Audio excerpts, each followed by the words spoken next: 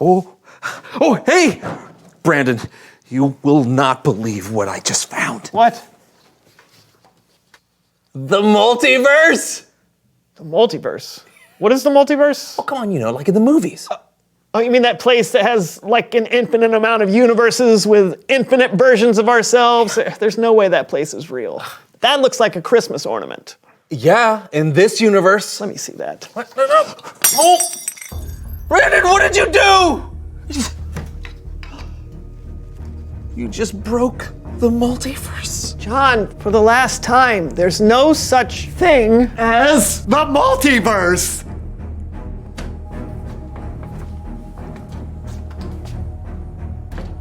Things just got out of hand.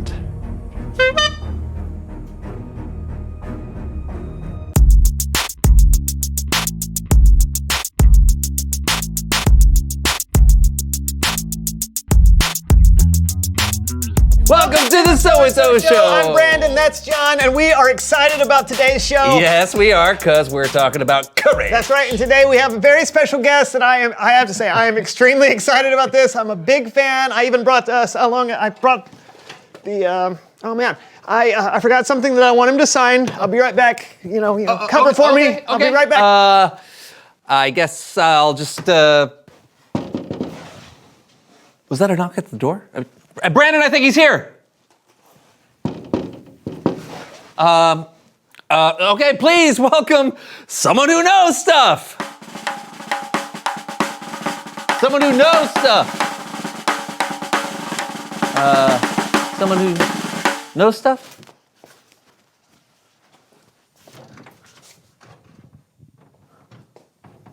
Hello? Hello. Hi.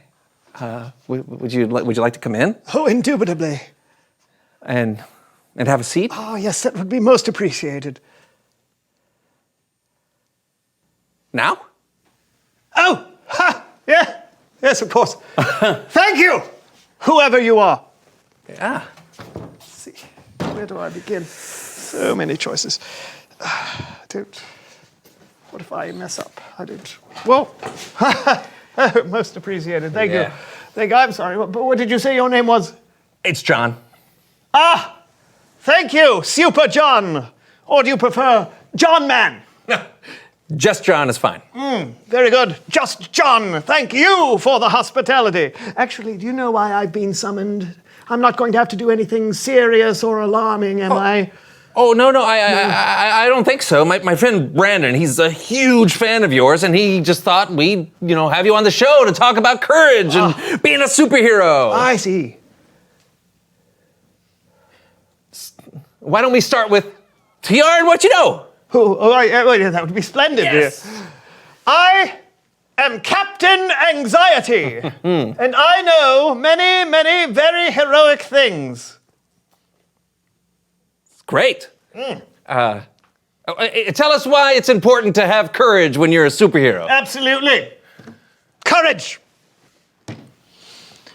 That's not really my strong suit. It's not my speciality, if you will. I am more of a person who likes to run, hide, and scream like a fainting goat. Like, oh.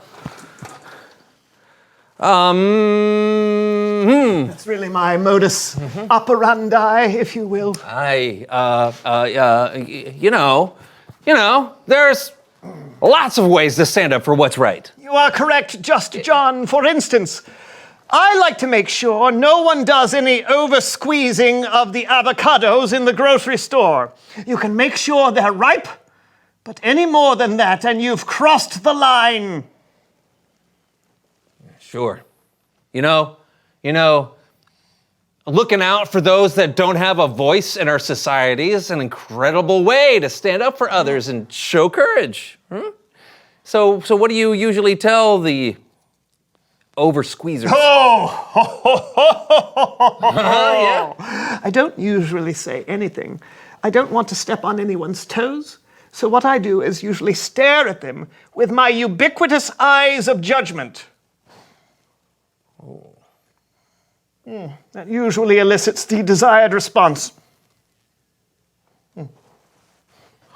Oh, yeah, I bet. Don't take this the wrong way. You just seem to be a little, I don't know, scared to be a superhero. Not a truer word was spoken, Just John. But fear should not deter one from being heroic. A hero should endeavor to do what's right despite his or her fear. At least, that's what I read whilst perusing the Hero's Handbook. Oh. You can have that, I have many. Oh. I even signed it. Oh, wow. Oh, okay, thank you. Yes. Brandon's gonna be so sorry he missed you, but thank you so much for coming on the show today. You were very, very enlightening. Oh. Yes. Anytime, Just John. Tell your friend, hello from me, All right. Captain Anxiety. I depart. Ah. Oh, it opens inward. You This pull it. barrier has been placed here by my arch nemesis.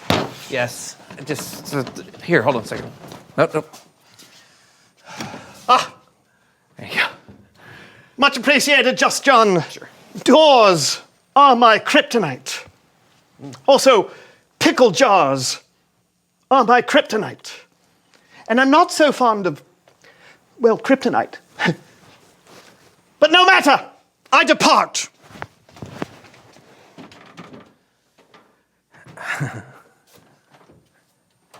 Oh, watch out for that parking meter.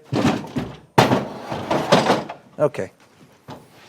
Is he here? Oh, you just missed him. What? Oh, man. I knew I was taking too long. What did he say? He talked about, when he first came in, he was really nervous. Oh, yeah. You know, Oh, and scared.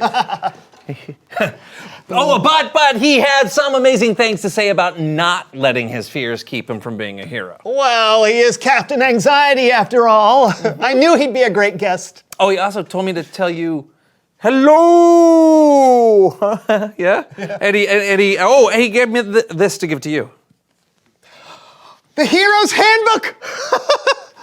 Oh, and he signed it. Apprehensively yours, Captain Anxiety. This is the greatest day of my life.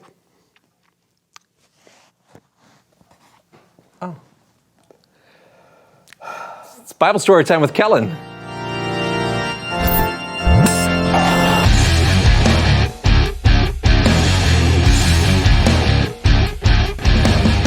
Hey guys, I gotta say, Captain Anxiety was something special. That's a good way to put it.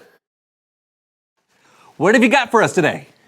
Well, as Captain Anxiety demonstrated, sometimes heroes aren't the ones you usually think of. That's what today's story is all about, and we're gonna tell it with Laundry Theater!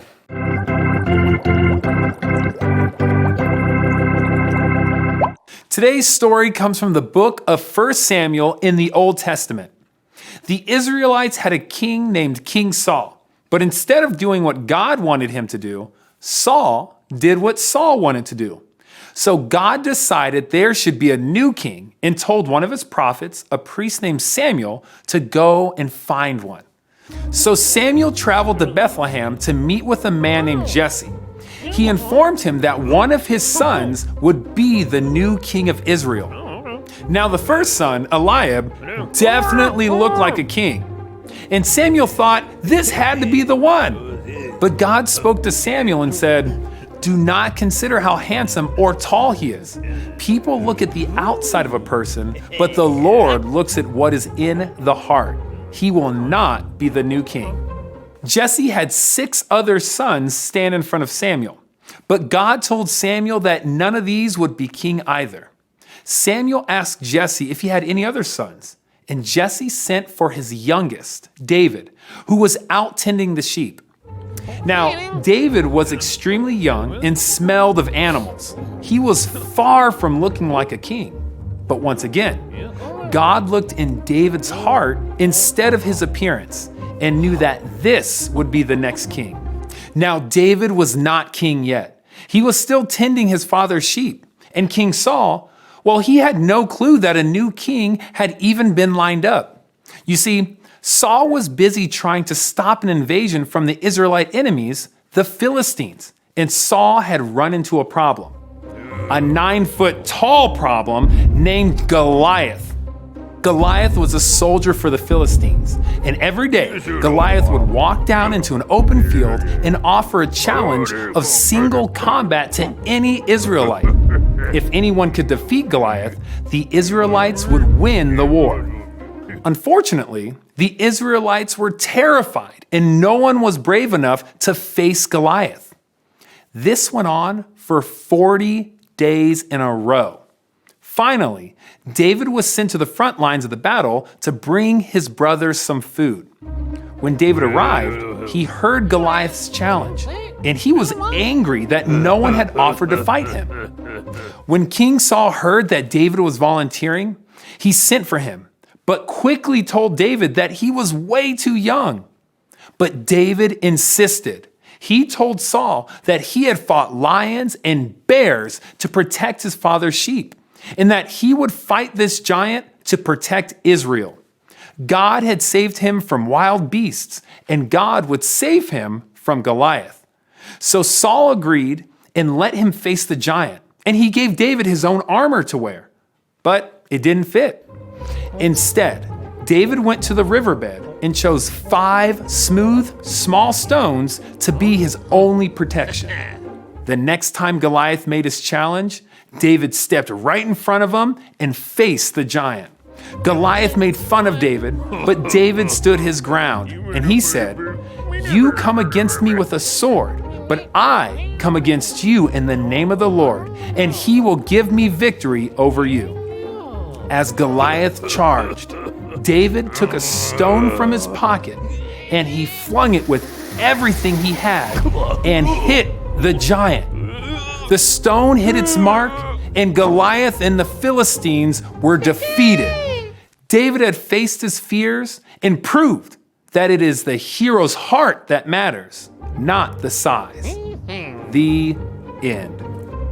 Well, I guess David had practiced going up against lions and bears, so maybe Goliath wasn't as frightening to him as he was to the other Israelites?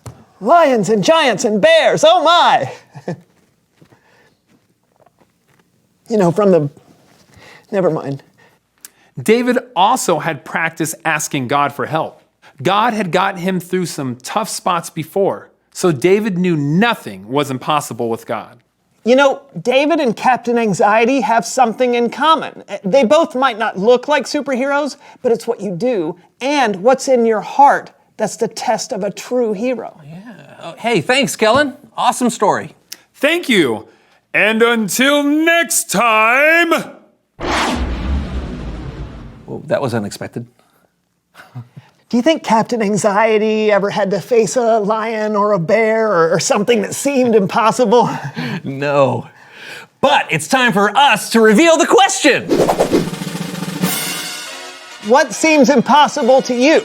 Oh, okay. I remember in school there would be tests that I was 100% sure were impossible to pass, but I would study and practice. Then you would pass? Not all the time, but the studying gave me the courage to take the test and know that I had done my best. Well said. Thank you. When something comes up that seems impossible to me, I like to remember God's faithfulness in the past. It helps me face what I think is impossible now, because I know that I'm not alone and God is with me. Indubitably. That's a big word for you. No, I learned it from Captain Anxiety. Oh, he's the best. He is all right. I guess that's it for today. We'll see you next week for a brand new show. Woo! You know who my favorite superhero is? Who's that? Guess. Captain Anxiety. Look into a mirror. And tell yourself, you are loyal and give constant support and allegiance. This is true. I am very loyal, particularly to my table tennis team. Unless we're playing the Paddington Paddlers, they are frighteningly above average. Tell yourself, you have determination You show firmness of purpose. Firmness. It's rather squishy. I'll move on. Tell yourself, you are selfless. You are more concerned with the needs and troubles of others than you are for yourself. This is also true. Unless the troubles have to do with big, scary people, or animals, or bugs, or oversized rocks and twigs, sometimes smaller rocks. I'm not a big fan of dirt or dust. Did you know dust is made up of human skin? Did you know that? Terrifying. See, look, there's some right there. That could be you.